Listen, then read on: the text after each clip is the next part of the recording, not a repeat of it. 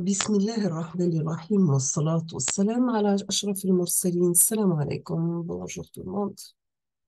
Dans cette vidéo, on va voir ensemble la suite du chapitre numéro 2. On a vu le vidéo numéro 1, l'approche des circuits programmables. La vidéo numéro 2, l'architecture d'un microprocesseur 16 bits. Aujourd'hui, on va faire la suite de ce chapitre. Et dans le troisième chapitre, Inch'Allah, on va voir l'étude générale des interfaces entrée-sortie. Donc, nous sommes arrivés au troisième partie, les cycles d'exécution d'une instruction. Nous avons que le traitement de l'instruction peut être décomposé en trois phases. La phase numéro 1, c'est bien la recherche de l'instruction à traiter. Donc, vous avez votre microprocesseur, votre PC, avec une commande, par exemple, $2000. Dans le registre d'adresse, vous avez instruction 1. Donc, vous passez à travers un bus de contrôle pour faire transférer l'adresse aux mémoires. Donc, par exemple, vous trouvez dans mémoire l'instruction 1, l'opération 1, instruction 2, instruction 3, jusqu'à la dernière instruction.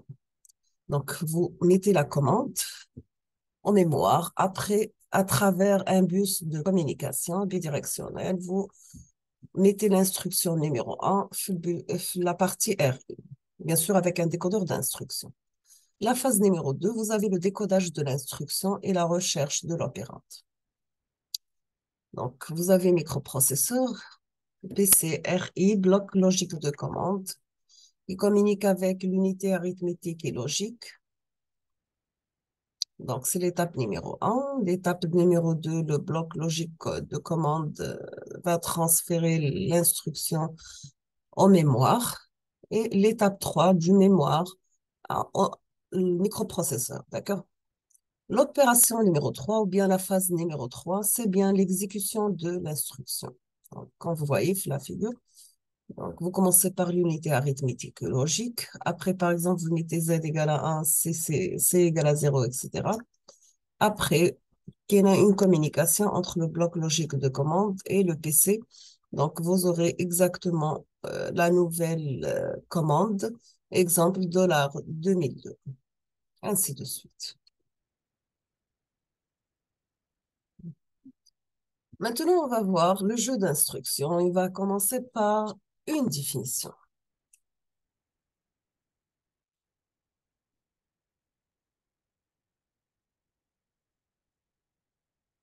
Nous avons que la première étape de la conception d'un microprocesseur, c'est bien la définition de son jeu d'instruction.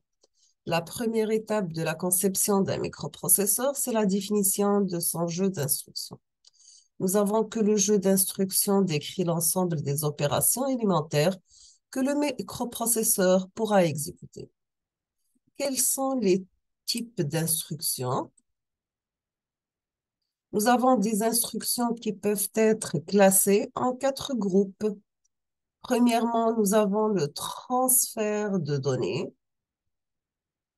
Donc, pour charger ou bien sauver en mémoire, effectuer des transferts de registre à registre, etc. Deuxièmement, vous avez des opérations arithmétiques, par exemple addition, soustraction, division, multiplication, etc. Ce qui concerne les opérations logiques, vous avez le IS qui est le AND, le OR qui est le OR, le NAND, etc. Sans oublier la comparaison des tests, ainsi de suite. Nous avons aussi le contrôle des séquences par branchement, par test, etc. Côté codage, nous avons que les instructions et leurs opérandes, qui sont les paramètres, sont stockés en mémoire principale. Et chaque instruction est toujours codée sur un nombre entier d'octets afin de faciliter son décodage par le processeur. Toujours une instruction est composée de 2 champs. Premièrement, nous avons le code d'instruction qui indique au processeur quelle instruction réalise. Deuxièmement, nous avons le champ opérande qui contient la donnée, la référence à une donnée en mémoire et son adresse. Quatrièmement, nous avons le mode d'adressage. Un mode d'adressage qui définit la manière dont le microprocesseur va accéder à l'opérande. Premièrement, nous avons l'adressage de registre où l'on traite la donnée contenue dans un registre. Deuxièmement, nous avons l'adressage immédiat où on définit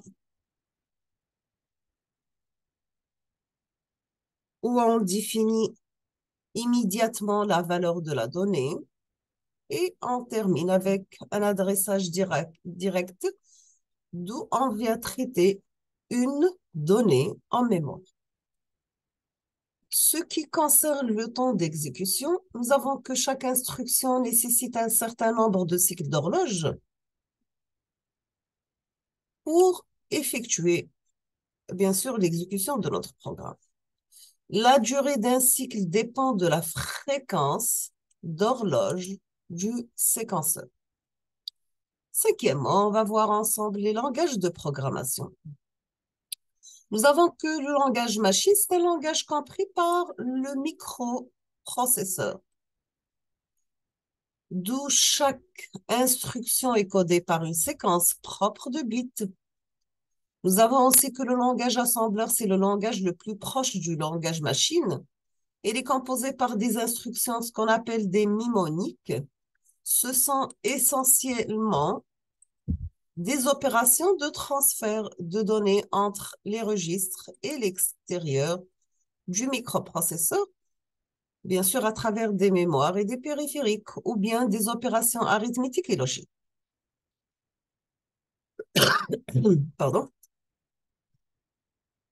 La difficulté de mise en œuvre de ce type de langage et leur forte dépendance avec la machine a nécessité la conception de langages de haut niveau. Bien sûr, chaque instruction en langage haut niveau correspondra à une succession d'instructions en langage assembleur. Il faut le compiler pour le traduire en langage assembleur, puis l'assembler pour le convertir en code machine, qui doit être compréhensible par le microprocesseur.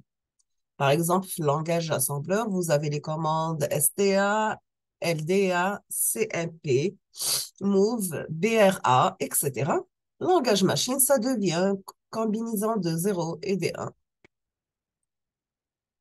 Voici un exemple de programme pour code machine 86HC11. L'assembleur est langage C, donc vous avez arrobasque 00C6K64. Son équivalent en assembleur, c'est bien LDAB dièse 100. Langage C, c'est A égale à 0. Arrobasque 01B600, arrobasque 031B, arrobasque 045A, arrobasque 05, 2606. Son équivalent en assembleur, c'est bien LDAA, dièse 0, RT, ABA, DECB, BENE, retenu. Langage C, c'est A égale à 0. For I va égal à 1, point virgule, I inférieur à 101, point virgule, incrémenté E, donc E++. Et A, elle prendra la nouvelle valeur, donc c'est l'ancienne valeur de A plus I l'incrémentation.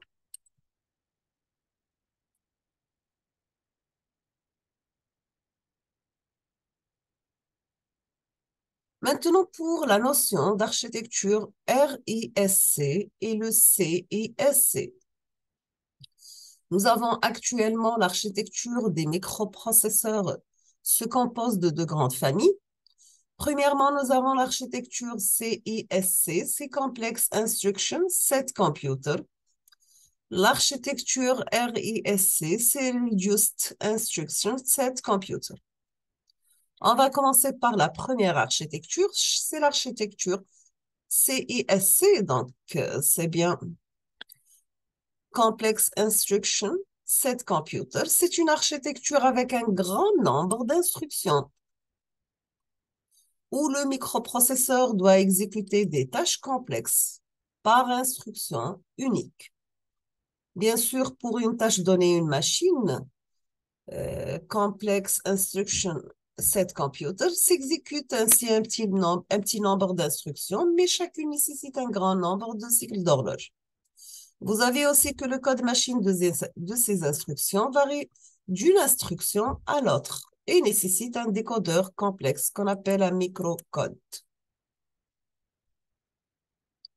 Pour la deuxième architecture Reduced Instruction Set Computer, c'est une architecture dans laquelle les instructions sont nombre réduit, chargement, branchement, sous-programme.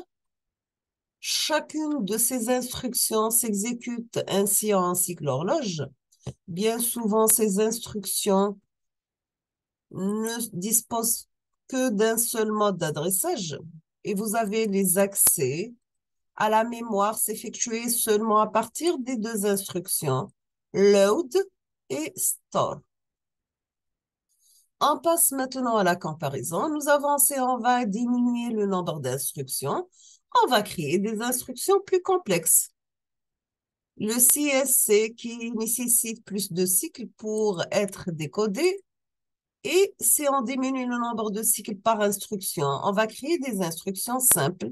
C'est le RISC. Mais on augmente le nombre d'instructions nécessaires pour réaliser le même traitement. Pour l'architecture RISC, nous avons, ce sont des instructions simples ne prenant qu'un seul cycle. Ce sont des instructions au format fixe. Vous avez des décodeurs simples câblés, beaucoup de registres. Seules les instructions load et store ont accès à la mémoire, à la mémoire. Peu de modes d'adressage, un compilateur complexe.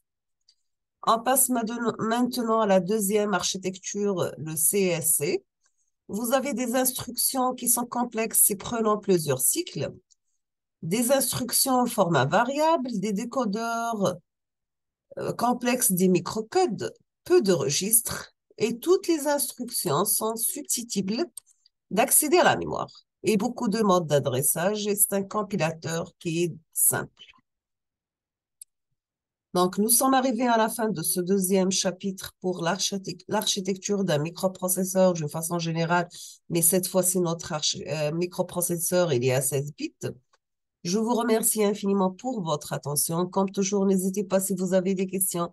Et à la prochaine vidéo, Inch'Allah. Merci beaucoup.